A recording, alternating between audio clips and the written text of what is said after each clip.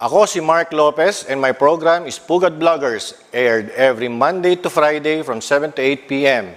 sa Radyo Bandido TV simulcast on 𝗕𝗹CE 8:10 a.m. sa Sky Cable Channel 224 TV Plus boxes and on free-to-air TV. Also sa facebook.com 𝗕𝗹CE 8:10 a.m. and our official YouTube channel. Pugad Vloggers, Pugad Vloggers, ang kurap titirisin, salot sa bayan wawalisin, walang sasantuhin, ang saya-saya nakakabaliw, kasama natin ang tropa. Pugad Vloggers, Pugad Vloggers.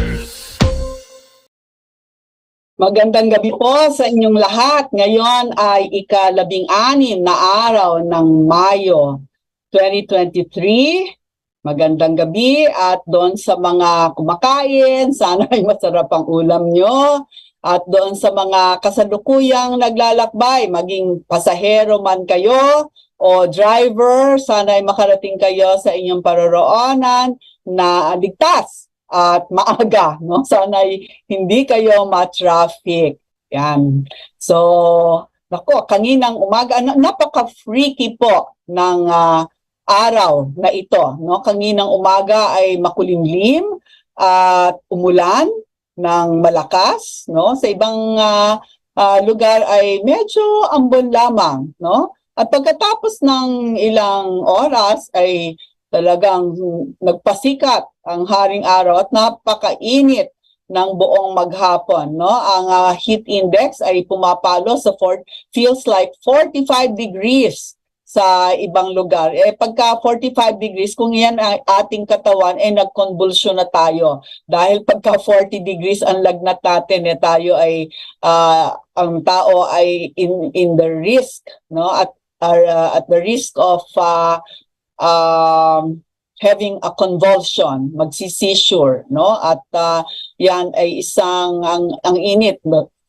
Ay nagsasanhi ng heat stroke kung saan yung mga sistema sa katawan, no, yung respiration, yung heart, the nervous system melts down, kumbaga, no, dahil sa init at there's nagkakaroon ng mababang blood pressure, nahihimatay at nagkakaroon ng end organ failure, no?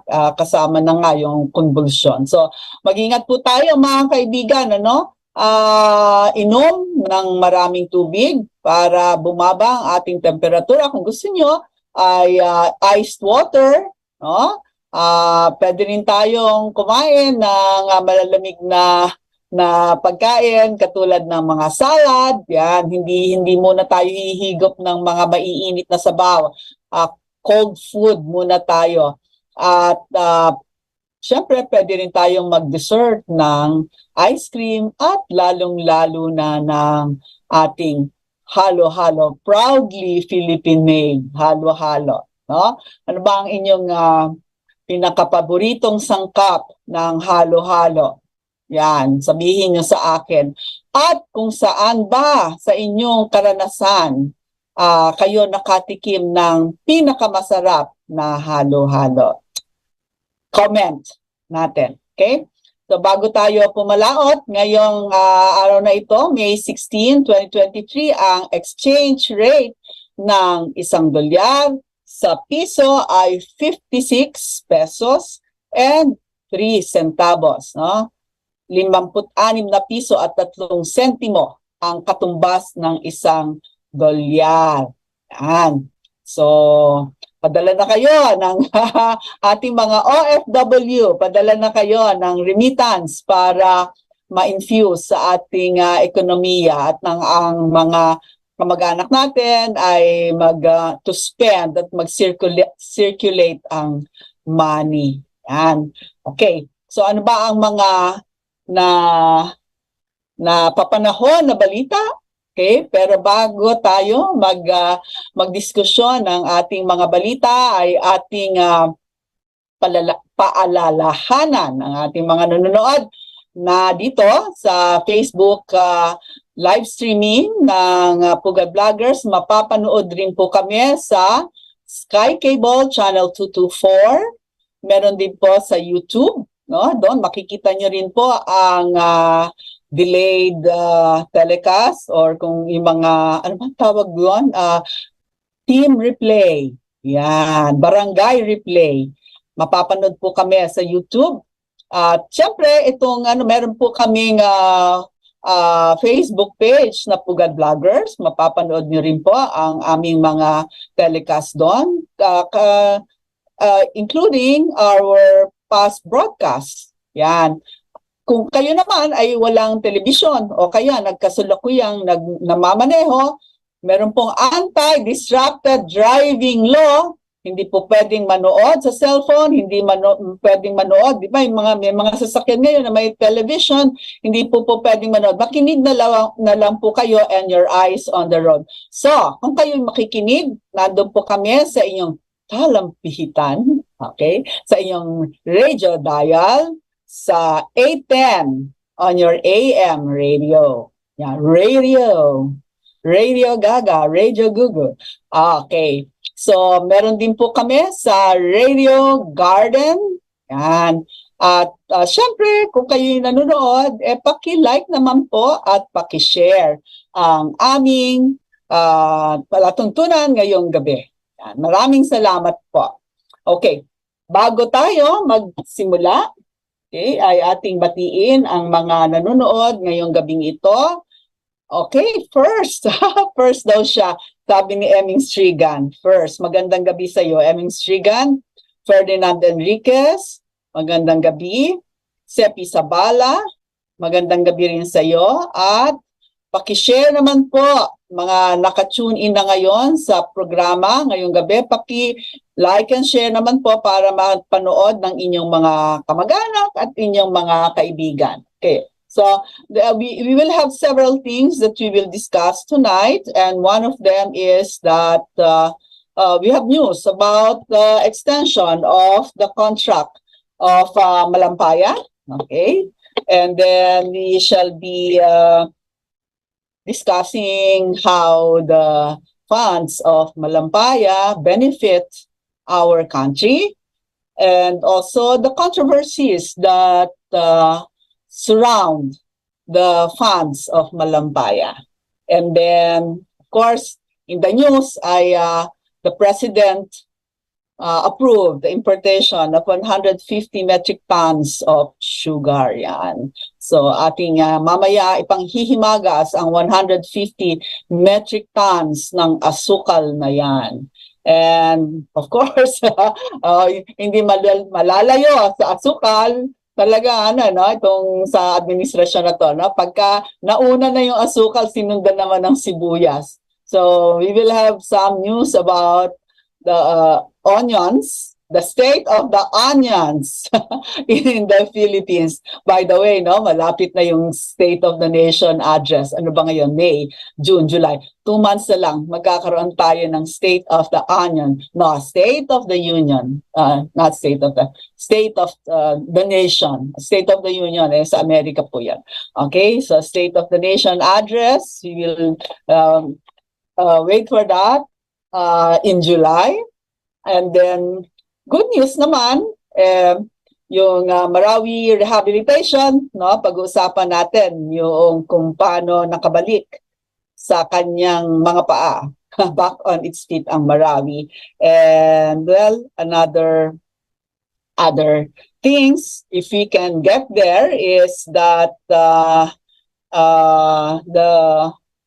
about the pension, actually the retirement fund of the men in uniform. Napaka-controversial din yan. At later, pag-uusapan natin. So, first, yung news about the President extending the contract of the Malampaya.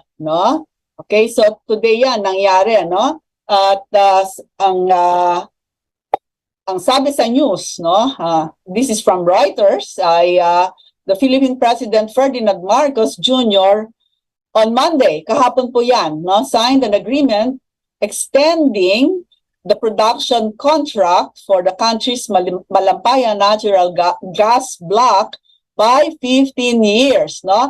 May kontrata po kasi na magtatapos sa 2024, next year, pero bago pa yan magtapos ay pumirma na ng isang kontrata, panibagong kontrata, ang President Ferdinand Marcos Jr. sa mga nag-ooperate ng Malampaya, no? It's our source, the country's source of natural gas.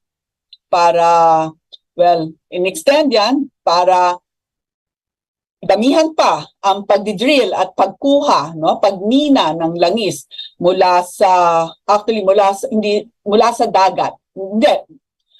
Water over land. Sa ilalim ng land, nandun ang oil. Okay. So, the Malampaya gas field of Palawan province. No? And Palawan also gets a share of the Malampaya proceeds. No? Nako, may kwento pa rin dyan. No? Pero huwag muna natin pag-usapan yan dahil figuratively and literally ay madugo yan. In an area of the South China Sea na hindi kiniklaim ng China. Okay, so atin yan. And the Malampaya gas field has fueled 4 power plants owned by First Gen Corporation that supply about 2,000 megawatts to the main Luzon Island. Ito ay tinataya na 20% ng power sa Luzon ay nanggagaling sa ating natural gas from Malampaya, no? Recently, dati meron tayong kontrata sa San Miguel Corporation, no? Yung San Miguel Corporation, meron silang fuel plant sa Batangas, sa Ilihan, no? Pero yun ay nag-expire na. So hindi na sa no? So yung 25-year contract covering Malampaya's operation is set to expire, as I have said, no? On in February next year, no? And tinataya na by 2027, no? 2027, ano yon? In 4 years, ay the gas field is estimated to run dry by 2027. Bakit kung ine-estimate na matutuyo na, mauubos na ang natural gas sa Malampaya by 2027, ay bakit pa ito in-extend by 15 more years, no? So the reason is they will explore areas that are near where they are mining or extracting natural gas to see if there are more. Yan. So as we really know, sabi ng gobyerno, no? We optimistically look forward to the continued production and utilization of the remaining reserves of the Malampaya gas field, as well as further exploration and developments of its untapped potential, ang sabi ng Pangulo, no? All right. So sino ba ang kontrata o katrato ng Pilipinas regarding the exploration or mining or extraction of oil in the Malampaya gas field, no? So Prime Infrastructure Capital Incorporated, the privately held company of Philippine tycoon 𝗕𝗪que𝗴𝗏, which owns 45% operating interest in the Malampaya project, aims to put new wells into commercial operation in 2026. Okay? So, yon, no? At ang Prime Infrastructure Capital, which owns 45%. O, sino pa ba yung kasama dyan, ano? So, 45%, no? Ang kay Ginoong 𝗕𝗪que𝗴𝗏. And then, sabi ng Department of Energy, the consortium, it's ang consortium nito, hindi lang si Mr. 𝗕𝗪que𝗴𝗏, no, ang involved dito sa kontrata, but kasama na rin, no, ang Philippine National Oil Corporation, atin yun, no, government-owned yun. Philippine National Oil Company, no? Na 10%, and 𝗕𝗎𝗃 LLC of the Eudena Group. Sino ba yung Eudena? That is owned by Mr. Dennis Uy, no? With a 45% stake. So 45% sa kay Mr. Enrique Razon at 45% sa Eudena. So that's 90, and then 10% Philippine National Oil Company. Yan. Okay, so magdi-drill sila between 2024 and 2029. Ayan. So, ganun pa man, ano, kahit na tayo ay nagdi-drill sa Malampaya, tayo pa rin ay nag-i-import ng liquefied petroleum gas. Yan. Okay, so, paano ba, no? Paano ba tayo nakinabang sa Malampaya? Okay? So, sa Malampaya, ang Malampaya as of, well, this is a report of 2 years ago, no? It has generated $11 billion in revenue, no? I-multiply niyo po yan sa 56. So, ganon karami ang nakuha natin na pera sa Malampaya, no? So, 11.9 billion, okay? So that's around 573 billion pesos, no? In revenues with the national government. Okay? In revenues with the national government receiving the bulk worth of 325 billion. That's a lot of money, no? 325 billion since we began drilling oil from Malampaya. Yan. So, paano ba ginagamit ang pera sa Malampaya? So, yung pera mula sa Malampaya, most of it goes to the National Treasury. Yan. At mula diyan sa pera na yan ay tayo ay naglalaan din ng pera para sa mga proyekto ng gobyerno, pag-asiste sa pag-ayuda sa mga disaster, no? At sa iba pang mga proyekto ng gobyerno. Pero ano no? May kontrobersya din sa paggamit ng pera mula sa Malampaya, katulad ng nung na-flag itong Malampaya, no? Nung panahon ni Janet Napoles na ilang mga 900 million na nirelease mula sa pondo ng Malampaya na tinitrace sila, hindi nila malaman kung saan napunta, pero apparently ito ay ipinasok sa mga ghost project, no? Na kung saan ang conduit ay si Janet Napoles, no? So, yan, meron talagang meron talagang mga magic na nangyayari, no? Yung 900 million na yon ay para sana sa rehabilitation at ayuda sa mga tao na sinalanta ng bagyong Ondoy at saka Pepeng. Pero apparently hindi nakarating sa paglalaanan at napunta nga sa mga NGO, no? So gumawa, no? May mga fictitious na NGO, nilagay sa NGO, parang nilonder, dinaan doon at well, napunta yung pera mula sa NGO sa mga bulsa ng mga politiko. Yan. So, ngayon, si Janet Napoles, fortunately or unfortunately, ay nakakulong, no? Pero, ano pa rin no? Nasaan yung mga perang yan? May mga politiko na nakakuha ng pera pero ayaw nilang isoli, no? Nirule ng korte na isoli nyo yung pera pero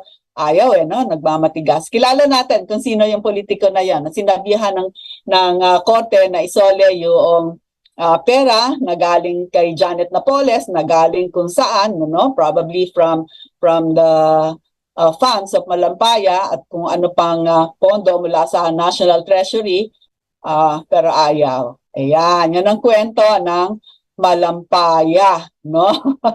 So, as I've said, yung iba, yung ba namang, yung pera mula sa Malampaya ay nagagamit din naman, no? Pero sometimes you can comment that our national treasury is like a sieve, no? Parang salaan na maraming butas, no? Kung saan napupunta yung mga pondo. So I hope, no, before finally the Malampaya oil field, natural gas field runs dry, magamit talaga ito sa kapakanan ng mga Pilipino. We are such a rich country that we are given these resources, and it's such a pity that we have squandered, no, the resources that were given to us. It's really very sad, no, kung tutuusin. Ay, nako. Ayan. But good luck, and I hope that we're really wishing that the remaining gas that will be extracted will help, put the Philippines back on its feet after, of course, the whole world suffered from the pandemic. No? So we hope that that will help revive our economy. Amen. Ayan. Okay, so yan yung ating Malampaya story. Congratulations to Mr. Enrique Razon. Pero sana naman, ito pa isang istorya, sana naman isa pang ating wini-wish ay sana we have the highest power rate in Asia and probably in all the world. I don't know, no? But really, no? Preposterous. Sabi nga ni Robert 𝗕𝗹𝗴𝗲𝗃, preposterous. Ayan. Ridiculously high power rates. At sana, hoping that the Filipino people will be relieved from such an oppressive arrangement. Yan. We hope. Okay. So, we're done with Malampaya, no? And it's the new contract that was signed by the president with Enrique Razon and all the other, among others, in the consortium. Yan. All right. So, ano pa ang ating pag-uusapan? All right. So next is the importation of sugar, and as I have said, the president ordered the further importation of sugar, 150 metric tons. Okay. Now let us go what went on before. Kasi yung importation of sugar na yan nung mga unang buwan ng Marcos administration caused some heads to roll. Yan, rolled in sugar rolled. Excuse me. So what happened before? So nung mga unang buwan ng administrasyon ng Marcos government, ay nagkaroon ng kontrobersiya dahil apparently merong sugar order sugar order number 4 that was released by the Sugar Regulatory Administration, or SRA, on August 9. So, July, August, 1 month pa lang, which directed the importation, hindi nga 1 month pa lang, 2 linggo pa lang, the importation of 300,000 metric tons of sugar to the Philippines intended to fill in the gap in production. Yan. So, at apparently, at ating i-quote ang ating paboritong Luminous, sabi ni paboritong Luminous, si former Press Secretary 𝗕𝗹𝒃𝒃𝗴𝗏𝗂𝗃 that President Marcos did not authorize or sign the order. SRA Administrator 𝗕𝗹𝒃𝒃𝗴𝗏𝗃 resigned on August 10. Kasi nga, bakit nagkaroon ng supposed to be sugar order importing 300,000 metric tons kung wala namang pinirmahan pala ang presidente? So that caused the resignation of the Administrator of Sugar Regulatory Administration, 𝗕𝗹𝒃𝒃𝗴. First name ni Mr. 𝗕𝗹𝒃𝒃, Hermenegildo 𝗕𝗹𝚋𝗴𝗱. Yan. Okay? So, na-rescind yung order na yon. Apparently, hindi naman pala. So, cancel. Ayan. But I think that after that, nag-import pero mas mababa na ang amount, about 150 metric tons at sabi but we may have to import another 150 metric tons later. At eto na nga, dumating na nga yung panahon na President Marcos himself, no, approved an additional importation of sugar following the Sugar Regulatory Administration's recommendation to stabilize the price and boost the country's stock, no? Pero marami ang nagsasabi na yung sugar shortage na yan ay artificial daw, no? Alright? Artificial daw. At ang may pakana ng artificial shortage na yan ay ang mga importers themselves, no? Parang hinohoard nila para mawala sa market in order for them to import some more. And, you know, give a reason to further increase in the cost of sugar, no?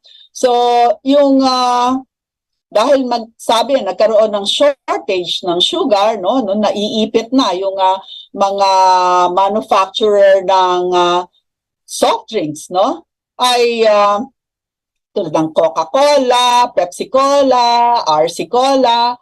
Sabi nila, kung ayaw nyong ayaw nyong babaan ang cost ng sugar, yung totoong sugar, kami ay mag-shift, no?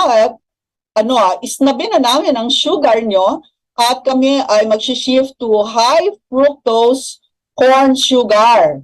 Yan. Alam nyo yung corn ay nagpo-produce din ng ng sugar, no? Sa mga western countries ay ang sugar ay nanggagaling mostly from corn syrup. Yan, which is cheaper, no? But is it good for us, no? Kung sakaling natuloy na banta lang naman yon dati, no? Kung sakaling natuloy ang paggamit ng mga beverage companies and even food companies to shift to high fructose corn sugar, ito ay hindi maganda, no? Kahit na magiging ma-avert yung increase in the cost of production and cost of us buying their products, no? Dahil napakalaki po, no, ng health cost naman, no? It may be cheap, but the health cost is high.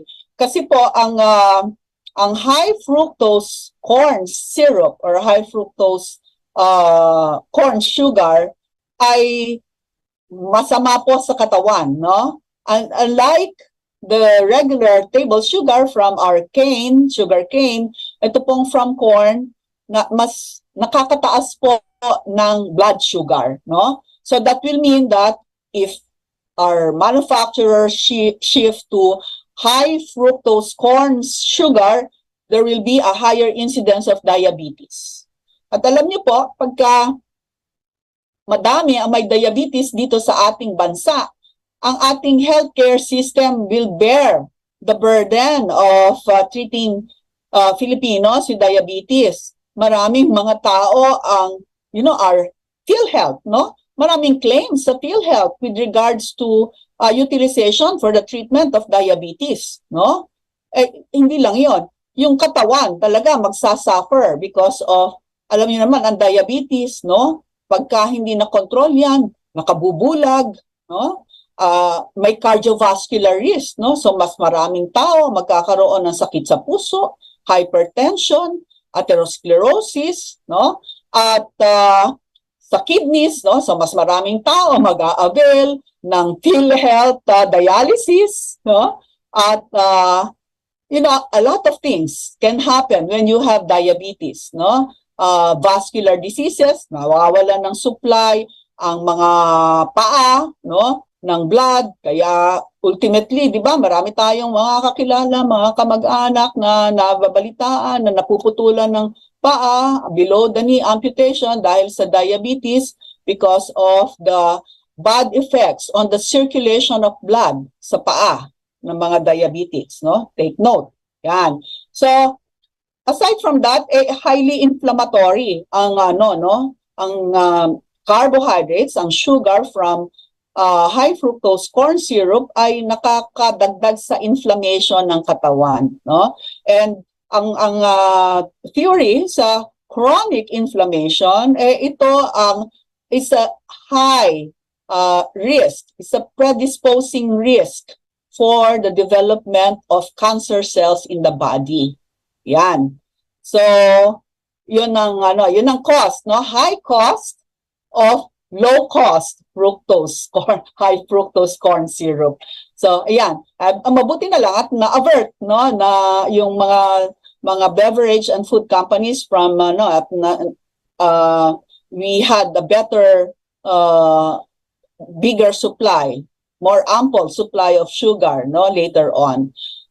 Pero ayun, no? Ngayon ay Mayo, sabi nung Agosto Setyembre or Oktubre pero Mayo pa lang tayo ay magi-import ng 150 metric tons, no? So ano ba to? Totoo ba to na sugar shortage? Kasi ang sinasabi bumaba daw ang production sa mga sugar producing areas, mga sugar mills, but hindi ganon kasi kababa, no, to warrant such an importation, such a big amount of importation. Well, tingnan natin kung ano mangyayari dahil pagka siguro nag-import na naman ng 150 metric tons of sugar, bababa ang dahil maraming supply, bababa ang presyo, no? Yung law of supply and demand, no? Nasabi nga nung isang kongresista ba yon o senador from the south, dapat ipagbawal ang law of supply and demand. Ayan, napaka-corny pero yan, kinukwento ko lang, no? Nare-reflect yung aking edad dahil yan noong mga 1960s pa joke yan, pagbawal ang law of supply and demand. Alright, and speaking of law of supply and demand, eto na naman po tayo, no? Inire-report na ang sibuyas, ang sibuyas ay mataas na naman ang presyo, no? So ito ba, again, according to the Department of Agriculture, ang suggested retail price ngayon ng sibuyas ay 150 pesos per kilogram. Yan, 150.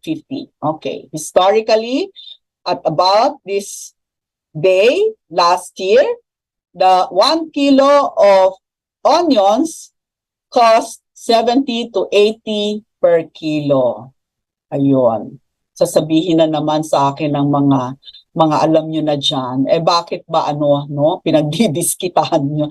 Yun naman po, it's a fact that last year, onions cost 70 to 80 pesos per kilo as contrasted to today's 150 per kilo.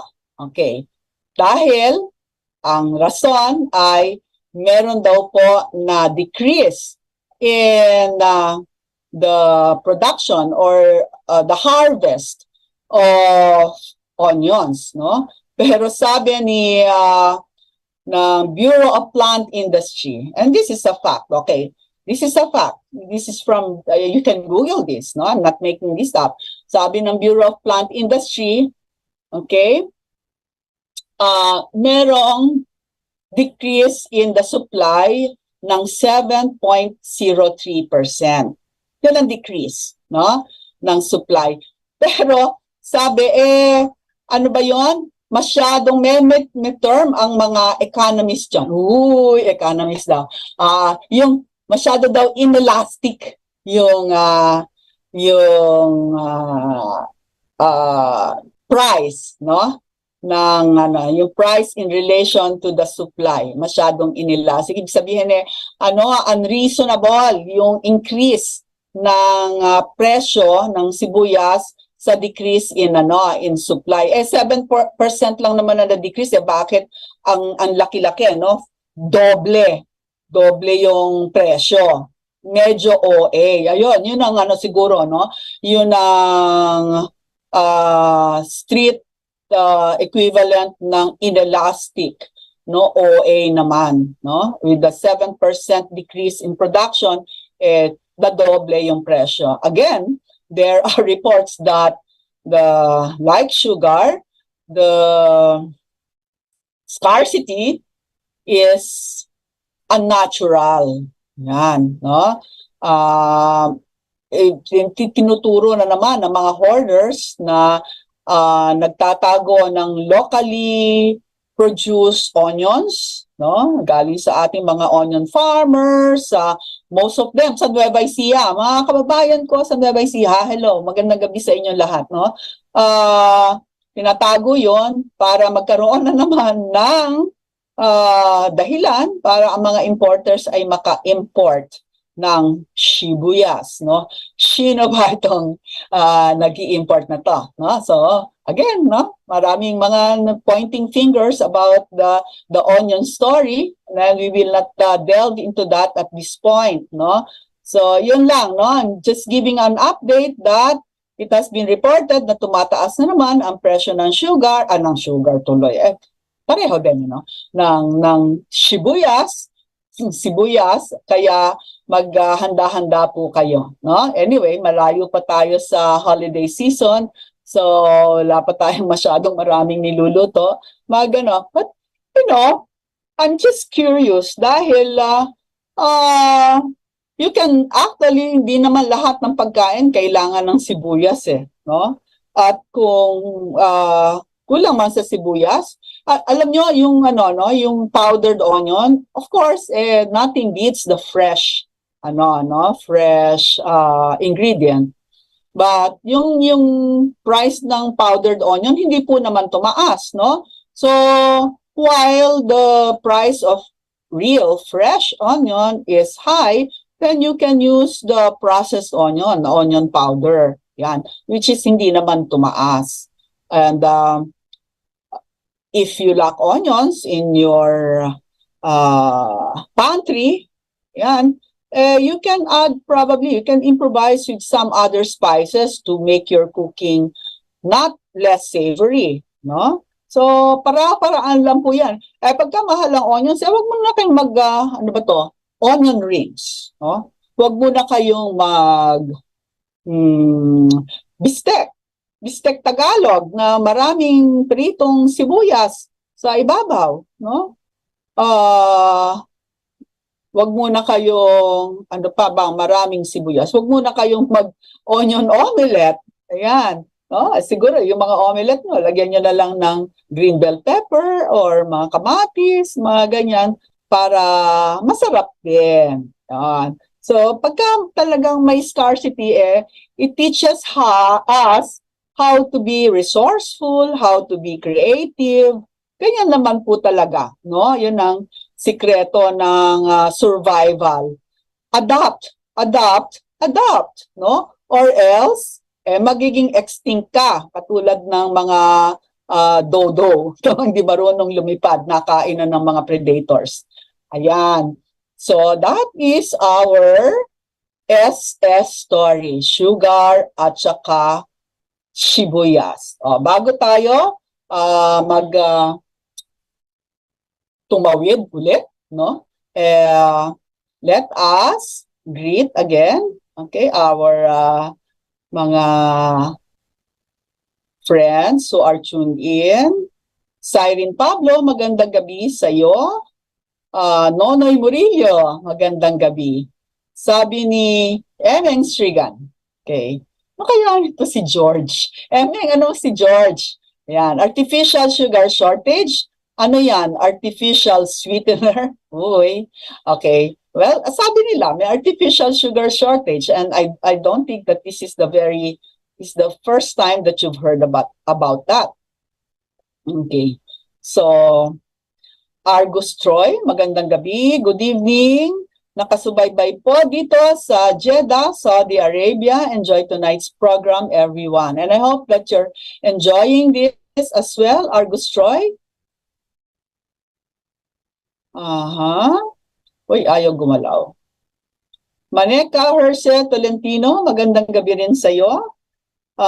Sabi ni Emming Shrigan, di ba sa US, ang soft drinks nila doon ay may high fructose corn syrup. Meron po sa United States, no? Yan, katulad na nasabi ko kanina, in the Western world, ang kanilang source of sweetener ay high fructose corn syrup, no? Eh, di ba tayo, no? Bumibili din tayo ng Caro corn syrup, no? Nilalagay dati yan sa pancakes, pero it turned out that it was really bad for the health, no? Kasi mas marami silang corn dun eh. Dito sa atin, mas efficient ang ating extraction ng sugar from sugar cane. Yan. Yes, hindi lang soft drinks, yung kanilang mga cereal, no? Mga cereal na pinapakain natin ginagaya natin ng mga Westerners, pinapakain natin sa ating mga anak sa umaga dahil tayo nagmamadali na magluto ng more nutritious, more balanced food for them. Cereal na lang, they contain a lot of high fructose corn syrup, no? Yung mga pastries, mga cookies, yung mga ready-made na cookies binibili sa grocery, mga imported, they contain high fructose corn syrup. Yung mga beverages, mga juice, high fructose corn syrup. Yan. At hindi lang mga hydrogenated fat, no? Ano ba yung hydrogenated fat? Yung fat na yan ginagamit sa mga cookies, mga pastries, binibili natin, no? Mga Oreo, mga ganyan, no? Ang hydrogenated fat hindi siya nagiging rancid, no? Hindi umaanta kasi ang langis, no? Pagka na-store, tumatagal, ay umaanta. Pero itong mga hydrogenated fat stable. So hindi na oxidize, so hindi nagiging rancid or maanta. At they have a longer shelf life. Yan. So dami talaga na nakukuhang hindi magandang mga ingredients that are bad for the health sa mga processed food na nanggagaling sa Amerika or sa Western world, no? So dito na lang tayo sa atin yung the products that choose, well, hindi naman din. I'm not advocating for more use of cane sugar. On the contrary, we should also limit our intake of cane sugar, no? And also yung hydrogenated fat, no? So yung ating coconut oil, no? Gamitin natin yan because it's a very good source of fat, yung lauric acid, no? Which has antibacterial, antifungal properties, and it's good for the body. Ayan. Okay, so no, and drink less soda. Water is still the best hydrator of the body, no? Kailangan talaga, kasi pag umiinom ka ng soft drinks, high osmolality yan. Sorry, no, it's quite scientific, pero it contains a lot of molecules, no, that hold back the water, and the water does not go to our system para diligin ang ating katawan to hydrate our body, no? So it's useless as a means of hydrating our body. Water is the best, if you want to have flavor in your water to make it more palatable, then put a twist of calamansi juice or, put some slices of cucumber. That's better than drinking soft drinks all the time, no? Because it gets you more dehydrated.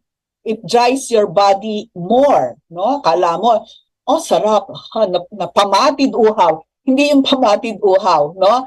It does not contribute so much hydration to your body. And if you are always hydrated because you are not drinking water but just soda, no, and other high sugar beverages, your kidneys will suffer, no? Kaya ngayon, di ba? Sa bawat kanto yata may dialysis center. no? So, limit your intake of soda. Also, the phosphorus in soda, okay, draws out the calcium. It competes with the calcium that we get from our food, and it makes our bones weaker, no? So mas magiging brittle po ang bones natin pagka laging soda ang ating iniinom, mga soft drinks. Oh, it's really bad for the health. Okay. Mahal pa, no? Mas yung isang litro ng soda katumbas na ng 5 gallons ng water. So choose water. No? We are made of water. Our body needs water. Our body does not need soda. No? Hindi tayo pinanganak na umiinom ng soda. Yan. Okay. Sugar is very addictive. No? Napapansin nyo, talagang meron kang overpowering craving for sugar. No? It's as addictive as salt and alcohol. All right. So, sabi again ni Argus Troy, is daily 1 hour walking. Okay? Does it help reduce blood sugar for a diabetic? Oh, absolutely. Walking as an exercise is very good for a diabetic patient. No? But you choose the time of the day that you are going to walk. Do not walk when it is very hot outside. No? So the best time for walking would be before 9 in the morning, okay, and after 4, when the heat is not too oppressive. It can dehydrate you, can make you weak, can make you pant like a dog, no? So 1 hour of walking, because walking as an exercise utilizes the extra sugar in your blood as fuel, pababa talaga. Pagkatapos kumain, to prevent sugar spikes, no? Kasi pag kumain tayo, lalo na kung maraming kanin ang ating kinakain, by walking after eating, ano lang naman, yung leisurely walking naman, hindi naman yung magmamarathon ka. By sustained walking, about 15 to 30 minutes of walking reduces the spike of sugar in your blood, no? Maganda po yan. Bakit ayaw natin ng spike ng sugar sa blood natin? It causes stress, no? It's stressful to the body. Blood sugar spikes are stressful to the body, and it can damage the organs of our body. You avoid that, no? All right. So it is good, no? Walking is good for diabetics. Lalo na yung mas matatanda, no, na mahihina na ang tuhod, it is more gentle to the knees and to the back, to the lower back, if you walk rather than you play tennis or you play basketball or jog. Yan, walking is good. All right, let's go to dati, sabi ni Eming Strigan, dati ang sibuyas, kapag binabalatan na maiiyak ka, ngayon tingnan mo lang ang presyo nito ay mapapaiyak ka na sa mahal. Oo nga, no? Yun daw, wala daw astig kapag sibuyas ang kaharap. Naginiwala ba kayo na may kasabihan kasi nung araw pagka yung nagbabalat ng sibuyas, pagka daw ikaw ay umiiyak, pagka nagbabalat ng sibuyas, ikaw daw ay paluluhain ng iyong biyanan. Sabi sa probinsya, no? All right. So, at saka pag alam mo yung presyo ng sibuyas, naiiba na yung pagpa-plan mo ng menu eh. Sabi ni Siren Pablo, baka kaya tumaas na naman ang presyo ng sibuyas to kasi di time ng pag-ani. Pwede rin yun. Pero sabi nga ng Bureau of Plant Industry ay ang decrease sa production ay 7% lang at hindi naman ganon kalaki para talaga magkaroon ng shortage. Pero pwede rin. Yung time of the year also contributes to the increase in price. Yan. Napalaot na tayo sa asukal. Ayan. So ano pa ang ating pag-uusapan? Yun nga.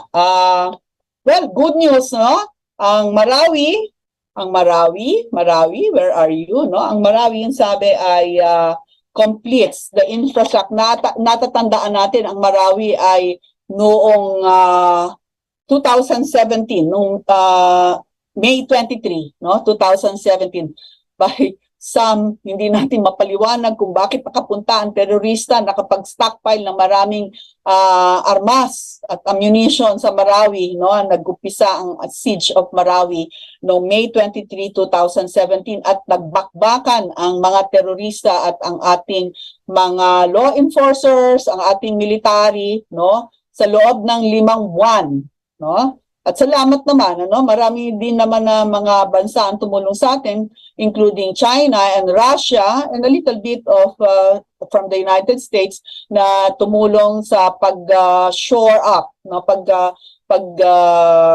beef up ng ating mga panlaban laban sa mga terorista, no? At finally ay natapos ang giyera after 5 months at yun nga devastated talaga ang Marawi after that. Nakakapanlumo, no, kung makikita mo yung mga moske. Marawi is a Muslim territory, no?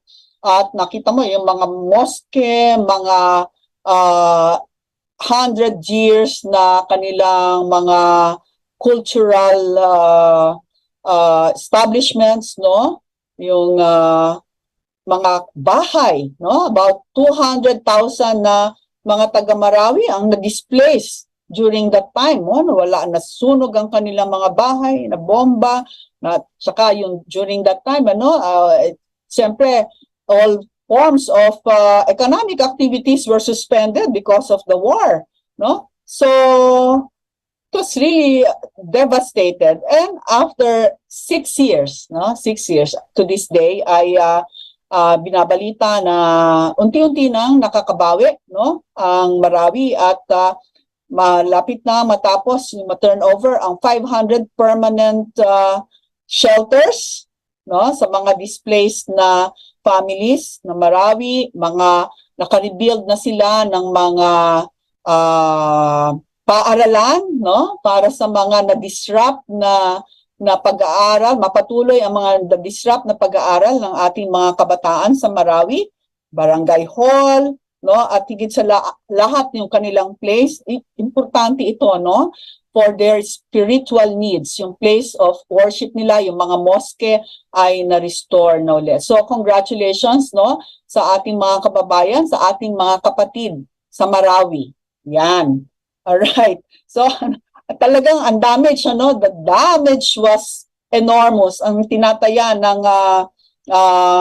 Asian Development Bank ay the damage caused by the siege of Marawi was about $350 million, no? And the same amount, no, 70 to 75 billion pesos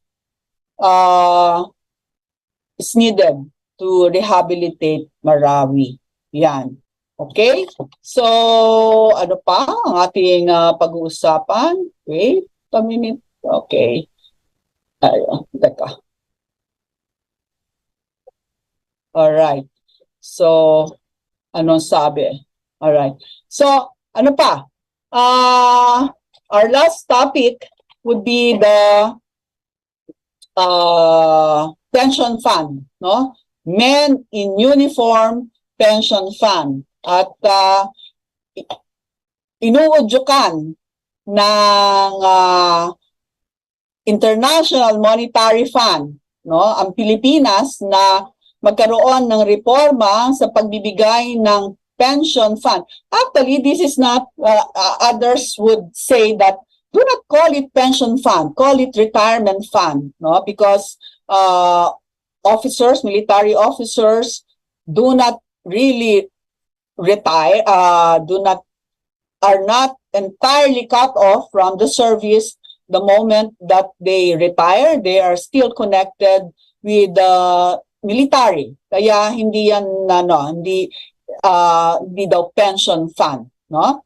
So, inudyukan ng International Monetary Fund ang Pilipinas na baguhin the way that retired military officers, men in uniform, are given their retirement benefits. Yan. So dati kasi pagka tumaas yung sweldo, index ang tawag, no? Pag tumaas yung sweldo ng mga active duty, nasa active duty, tumataas din yung ibinibigay sa mga retirees, no? Oh, final words na raw. Okay, more of this IMF driven change in the retirement fund next time. Okay, we will invite somebody who is well versed in this thing. Watch out for it. Okay, final words. I hope that you benefited from whatever we discussed tonight, and I hope that the rest of your night, your day will be pleasant, and I bid you good night. Bye! Pugad Vloggers.